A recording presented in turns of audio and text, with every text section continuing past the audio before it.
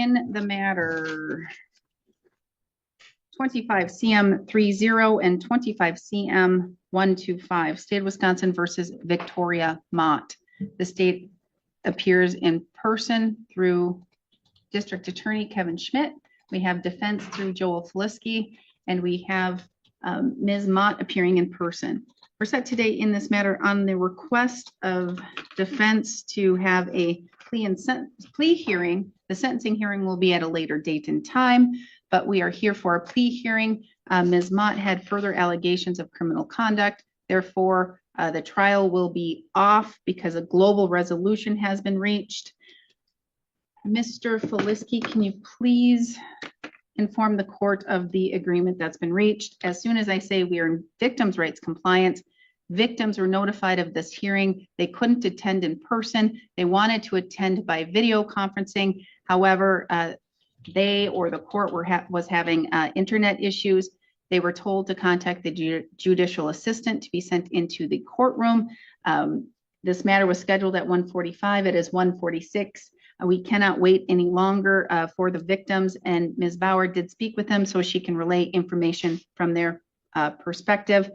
So, Mr. Flisky, what is the offer that's been the agreement that's been reached? Thank you, Your Honor. The court is correct in that there is a global resolution here for 25 CM 30 and 25 CM 125. Ms. Mott has agreed to plead to count 6 of the complaint in 25 CM 30 and to counts 2 and 3 in 25 CM 125, with the remaining counts in both cases dismissed and read in. The parties are here making a joint recommendation of 30 days jail, 1 year probation with a withheld sentence, and conditions of probation to include no contact with Christy Haskins, Jason Haskins, or properties owned by either Christy or Jason Haskins. I have a completed plea questionnaire with me. May I approach? You may. Thank you. All right. Ms. Mott, is that the agreement that you've reached? Yes, it is. Okay. And so I have in front of me a plea questionnaire waiver of rights form. Do you recognize the document? I do. Did your attorney go over this document with you thoroughly? He did. Did he essentially go over it with you word for word? Yes, So you understand everything on this document? I do. Is that your signature on the second page? It is. You are pleading guilty to 3 misdemeanor counts. Is that correct? Correct. You are 31 years old. You have 12 years of schooling. You can read, write. You understand the English language. No drugs, alcohol, or medications in the last 24 hours, and you are not receiving treatment for mental illness or disorder, correct? Correct. Did your attorney thoroughly go over with you what the state would need to prove your guilt beyond a reasonable doubt? He did. Did your attorney go over with you the maximum possible penalties you face for these convictions? He did. Because you're charged with crimes, you are entitled to constitutional rights, and each of these rights is listed on the first page of the plea questionnaire. Did your attorney thoroughly go over those rights with you? Yes, he did. Do you understand them completely? I do. Do you understand that by pleading guilty, you're waiving and giving up those rights? I am. Do you need me to go over these rights with you in any more detail? I do not. Do you understand that if you're not a citizen of the United States, your plea could result in your deportation? Yes.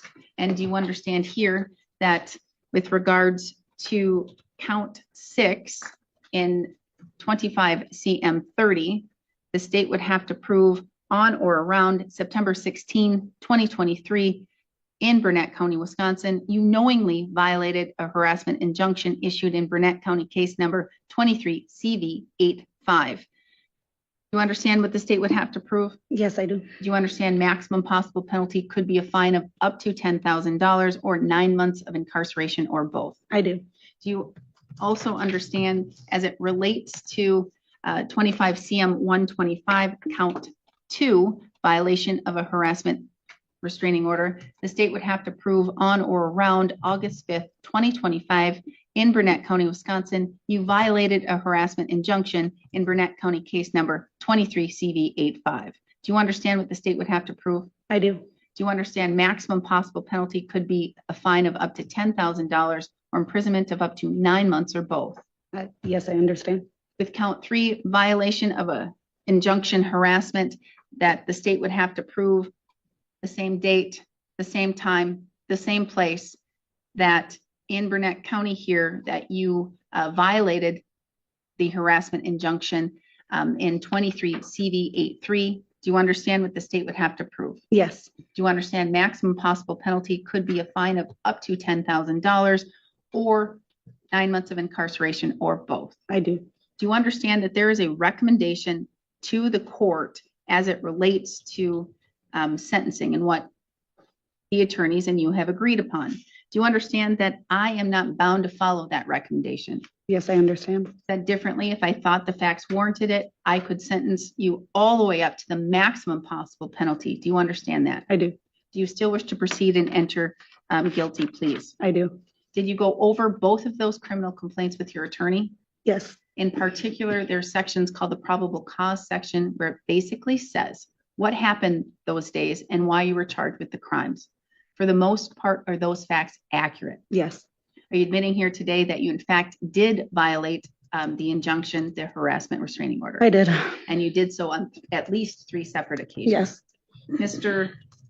Gillespie, may the court use the probable cause sections in both of those criminal complaints to find a factual basis? So stipulated. Has anyone made any threats or any promises to you for you to plead guilty to these 3 charges? no, You're doing so freely and intelligently, telling the court you fully understand what you're doing yes, and voluntarily. yes, Has your attorney represented you competently? he has. He's answered all of your questions. He has. He's looked at this matter thoroughly.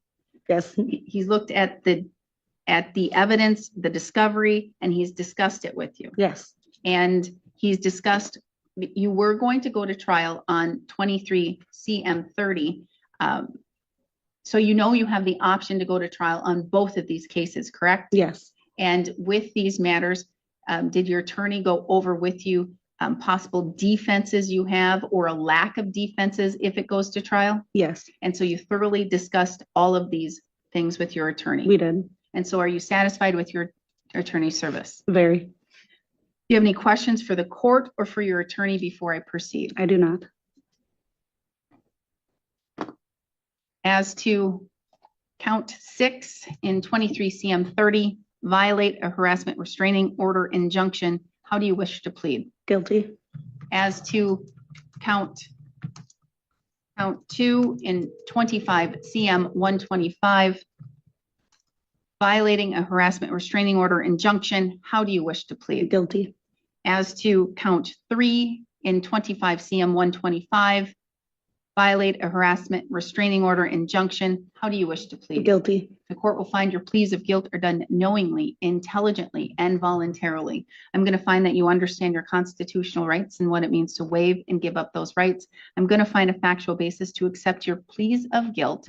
Based on that, I will find you guilty of those 3 counts. Judgments of conviction will be entered today. The court is quashing the warrant in 25 CM 125. We do need fingerprints on that case. So Okay. when you're done here today, you're going to make sure that you have the minutes that say warrant is quashed, and you're going to have the document you need to go provide your fingerprints, okay? Okay. Or I don't think you need a document for that, just DNA. So you're just going to get the minutes, and then you're going to go provide your fingerprints. They do have my DNA. The jail told me the last time when I had to do my fingerprints, just so you're aware. I'm glad. Thank you for letting me know that. I'm going to have to order it at sentencing, but then you won't necessarily Okay. want me to go back. All right. So a judgment of conviction has been entered in both of these matters. I'm going to set the matter for sentencing. Ms. Bauer, I believe that the victims are now present here. I think, is that Ms. Haskins? I thought I recognized her back there. At this time, briefly, is there anything that they would like to state on the record? They will get a chance to say something a lot more in depth at the sentencing. And so I don't know if they want to say something now or wait for everything until the sentencing. They would like to say something. All right, if you can please come forward. You can state either your name or your initials, whatever you feel comfortable doing. I mean, I literally just said your last name on the record.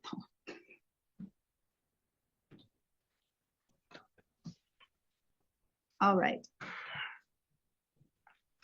My name is Christy Haskins. and that's spelled differently. It's not just Christy, correct? No, it is Christy. But how? Kristy. Okay, so it's a normal Christy.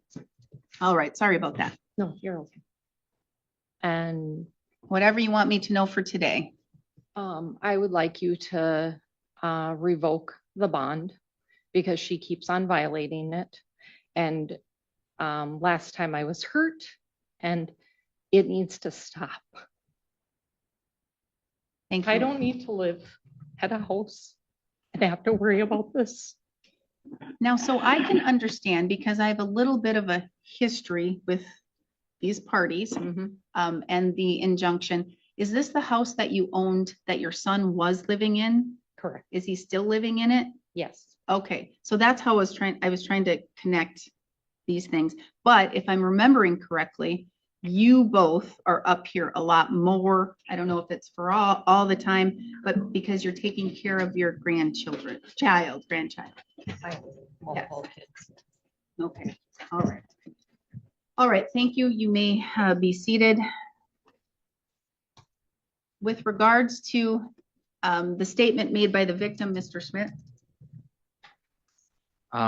I wasn't asking to revoke bond today because she showed up here with a warrant for her arrest. So I take that to mean she's going to appear for sentencing. We've addressed this before. What the court looks at to address revocation of bond is likelihood to appear in the future, which given she's here with a warrant for arrest with Jamie Wiltrout here just a moment ago, I think that says a lot. All right.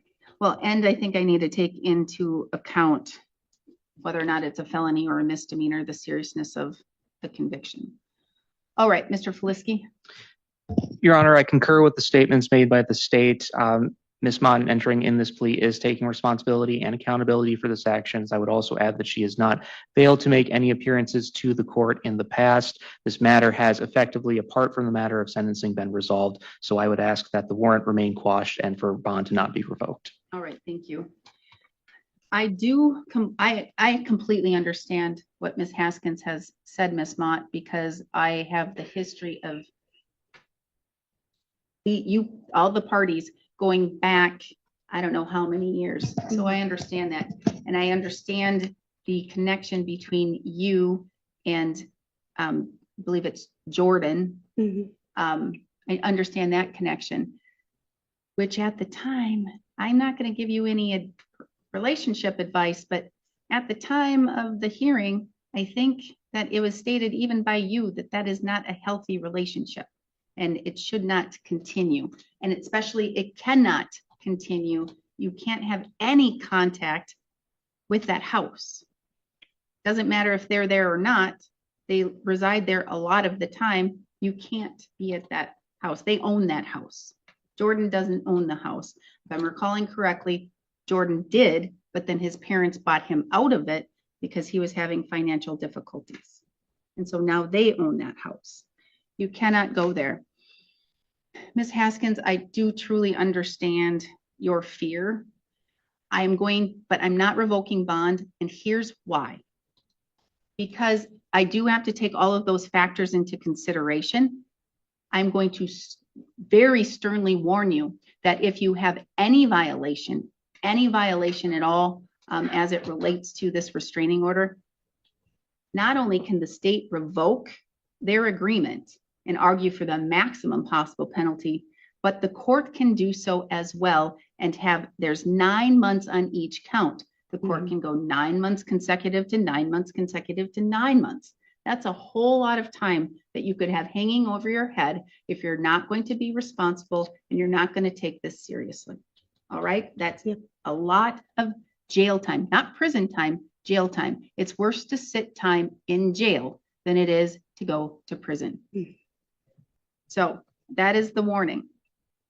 You're under that warning, and so you're aware of that. And I will take all of that into account at sentencing. Now, is there any time? Let's try and get the sentencing. Unfortunately, the first available time I have is September 4th at 2:30.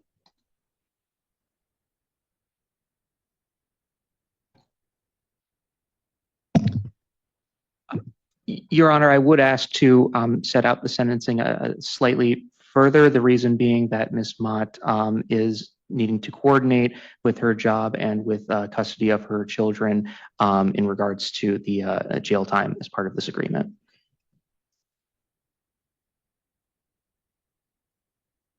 Well, I am going to ask for victim input on this because my next available time would be October 6th. That will work for the defense, Your Honor. So I either have September 4th or October 6th, and that's all I have available. But it would be September 6th or October 6th at 2:30 as well. Yeah, but she already took off 3 days for the jury trial. He could have one of those days as. Unfortunately, I have a double booked trial. So if this one wasn't going to go, then I have another one backed up.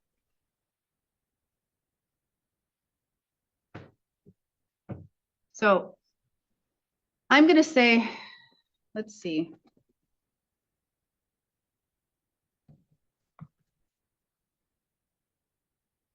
I didn't revoke bond. Even hearing the fear that Ms. Haskins has, and the fact that they're in the criminal complaint of the new case, it shows that there was physical contact. We have to do it September 4th. So September 4th at 2:30. That gives 3 weeks. 3 weeks is a long time to get your affairs in order. So September 4th at 2:30. We'll see you then. I only have a half an hour available. Just letting everybody know that. All right, thank you. You're adjourned, and this doesn't need to be off the record, Ms. Bauer. Am I having 2 people provide statements there? Okay, thank you. I don't need the paper to go down there, right? You will, because they don't get access or notice that the warrant is quashed right away. All right, I do have Jessica Royce and Brent Colby and Leonard Jordan.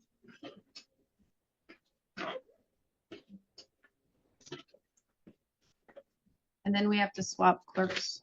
Yes.